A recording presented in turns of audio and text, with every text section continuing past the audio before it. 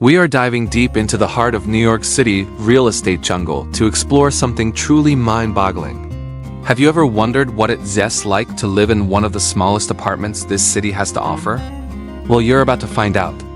I'm in Midtown Manhattan, a place where space is the ultimate luxury, to tour a micro apartment that redefines the meaning of cozy. Get ready, because what you're about to see might just change your perspective on city living forever. So here we are. This is it, all 90 square feet of it. And the big question on everyone's mind is always the rent. To live in this spot, right in the center of one of the most expensive cities in the world, costs around $1,200 a month. Yes, you heard that right.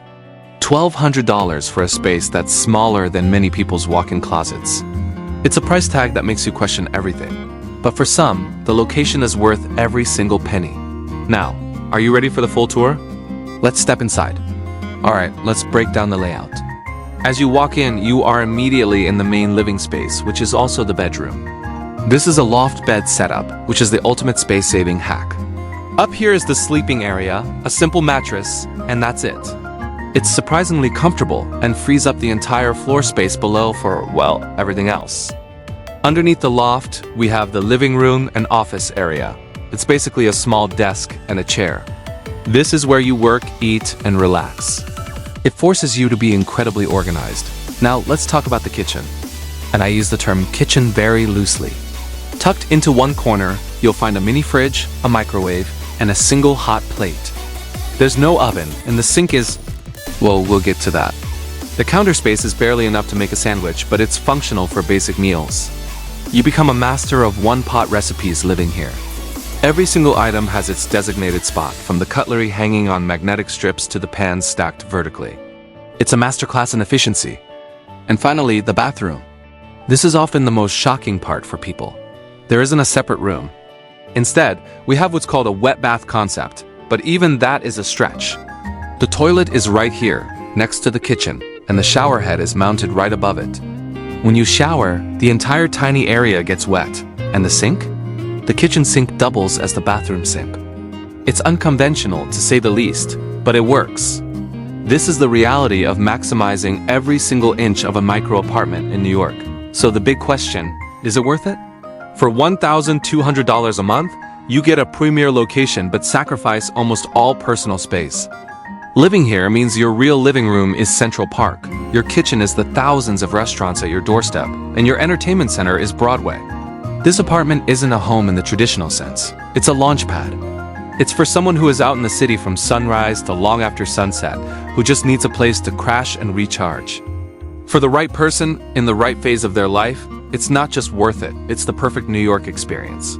But for others, it's a hard pass. What do you think? Could you live here? Let me know in the comments below. Really asterisk get you in New York City. You see the glamorous apartments in movies, but what's the reality for someone on a tight budget? Today, we're diving deep into the NYC housing market to find out. I've scoured listings, talked to renters, and I'm about to show you what a grand a month actually looks like. Spoiler alert, it's not what you see on TV. First up, let's look at what's even available at this price point. The most common option you'll find is a room in a shared apartment. This means you're renting a single bedroom and sharing the kitchen, bathroom, and common areas with roommates. For $1,000, you might find a room in neighborhoods like Washington Heights, Inwood, or deeper into Brooklyn and Queens. We're talking about a space that's probably around 100 square feet, just enough for a bed, a small desk, and maybe a dresser. The condition of these places varies wildly. Some are in older pre-war buildings with character but also potential issues, while others might be in more modern but equally small setups. Let's take a look at this listing in Bushwick, Brooklyn. It's a room for $950 a month, utilities not included. As you can see, the bedroom is cozy, to put it nicely. You get a window, which is a plus, but it looks out onto a brick wall. The shared living space is minimal, and you'll be sharing one bathroom with 3 other people. The kitchen is functional, but there's no dishwasher, and counter space is a luxury you won't find here. Now, compare that to this spot in the Bronx for $900. It's a slightly larger room in a 2-bedroom apartment. The building is older, but the apartment has been recently painted. The trade-off? You're looking at a longer commute into Manhattan, easily over 45 minutes on the train. So, why is rent so outrageously high in the Big Apple? It's a classic case of supply and demand. Millions of people want to live here for the jobs, the culture, and the energy, but there's a limited amount of housing on this island and its surrounding boroughs. This intense competition drives prices up. Landlords know that if you won't pay the price, someone else will be right behind you, ready to sign the lease. Plus, the costs of maintaining buildings in New York are incredibly high, and those costs get passed down to the tenants. It's a tough cycle. Now you might be wondering, what about a studio apartment? Can you get your own place for $1,000? The honest answer is almost certainly not. Unless you get incredibly lucky with a rent-stabilized unit or find a rare deal in a very distant neighborhood. So, can you live comfortably in New York City for under $1,000 a month in rent? It depends on your definition of comfortably. If you're a student, a young professional just starting out, or someone who values location and experience over personal space, then yes, it's absolutely possible. You learn to be a minimalist. You get really good at sharing a bathroom schedule, and you spend most of your time out exploring the city anyway. But if you value privacy, need a lot of space, or don't want roommates, then this price point is going to be a real challenge. It's a city of trade-offs, and for many, a tiny room is a small price to pay to live in the greatest city in the world. What do you think? Could you live in one of these spaces? And I live right here in the heart of New York City. And yes, that means I'm a pro at living in a space that some people might call a shoebox. But you know what? With a little creativity, even the tiniest apartment can feel spacious, functional, and totally stylish. Today, I'm sharing all my best-kept secrets for maximizing a small living space. So, if you're ready to transform your tiny home, let's get started. First up, let's talk about the holy grail of small apartment living, smart storage. My number one rule is to think vertically and use every hidden nook and cranny. One of my first purchases for this apartment was a bed frame with built-in drawers underneath. This is a game changer for storing extra bedding, seasonal clothes, or shoes without taking up any extra floor space. If a new bed isn't in your budget, you can get roll-out underbed storage containers for a fraction of the price. They work just as well and keep everything dust-free and out of sight. Next, get your stuff off the floor and onto the walls. Wall shelves are your best friend. I use floating shelves in my living area for books and decor, which draws the eye upward and makes the room feel taller. In the kitchen, I've installed magnetic strips for knives and spice racks on the wall to free up precious counter space. Another hero piece? A foldable dining table. Mine is mounted to the wall and folds down flat when I'm not using it. It goes from a dining spot for two to virtually disappearing in seconds. You can find similar foldable desks and tables online, and they are absolute lifesavers. Now, let's talk about design philosophy. When you're working with a small space, less is truly more. Adopting a minimalist mindset can make a huge difference. I stick to a light, neutral color palette, think whites, light grays, and soft beiges. These colors reflect light and create a sense of openness. I add pops of color with smaller items like pillows, artwork, or a vibrant rug. This keeps the space from feeling boring, but avoids the overwhelming feeling that dark, heavy colors can create. Also, choose furniture with legs. A sofa or an armchair that's raised off the ground allows you to see the floor underneath, which creates an illusion of more space. Okay, let's get into some visual trickery. This is my favorite part. Lighting and mirrors are pure magic. My apartment doesn't get a ton of natural light, so I've strategically placed a few lamps to brighten up dark corners. A mix of overhead lighting, floor lamps, and table lamps creates layers of light and adds warmth and dimension. But the real star of the show is mirrors. I have a large floor mirror leaning against one wall in my living room. It not only reflects light, making the entire room brighter, but it also reflects the room itself, creating an illusion of depth that makes the space feel almost twice as big. You can achieve the same effect by grouping smaller mirrors together on a wall for a cool, decorative feature. You don't need to spend a fortune to make your space work.